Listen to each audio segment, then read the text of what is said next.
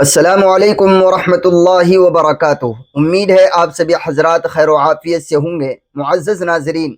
ماہ رمضان المبارک ختم ہو چکا ہے۔ اللہ کے فضل و کرم سے ہم نے رمضان کے روزے بھی رکھے اور اپنی استطاعت کے مطابق جیسی بھی پڑھ سکتے تھے نماز تراویح پڑھنے کی بھی کوشش کی۔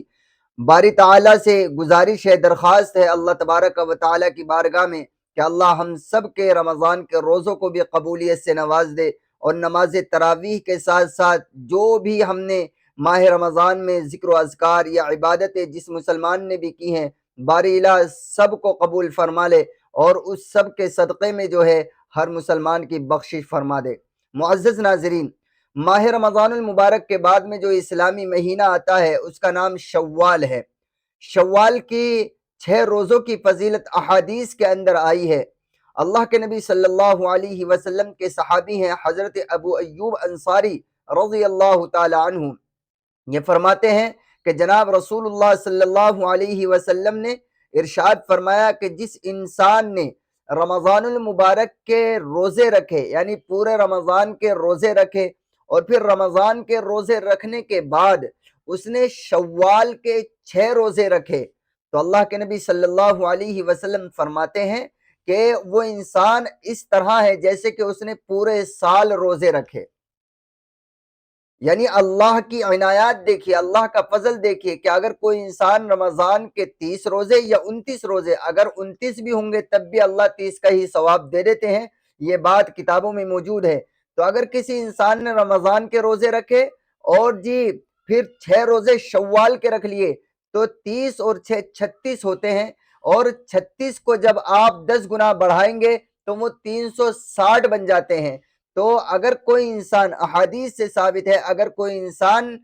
رمضان کے 30 روزے یا 29 جو بھی بنتے ہیں، رمضان کے تمام روزے اور شوال کے مہینے کے یعنی رمضان کے بعد اگلا جو فوراً مہینہ ہے اس کے 6 روزے رکھ لے، تو اللہ کے نبی صلی اللہ علیہ وسلم کی حدیث کے مطابق اور قرآن کے اصول من جاء بالحسنۃ فلہ عشر امثالھا کے مطابق اللہ تبارک و تعالی اپنے اس بندے کو جس نے 36 روزے ایک سال میں رکھ لیے، رمضان کے 30 اور 6 شوال کے، تو اللہ اس کو جو ہے پورے سال روزہ رکھنے کا ثواب عنایت کرتے ہیں۔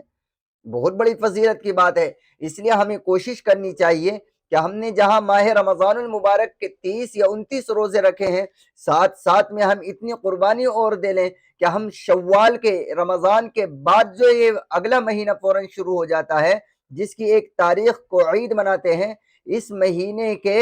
6 روزے ہم نفلی روزے اور رکھ لیں۔ لیکن ایک بات یاد رکھنی چاہیے کہ اس مہینے کے روزے 6 جو روزے ہیں یہ نفلی ہیں، کوئی ضروری یا کوئی شریعت کا اس کے بارے میں کوئی حکم نہیں ہے۔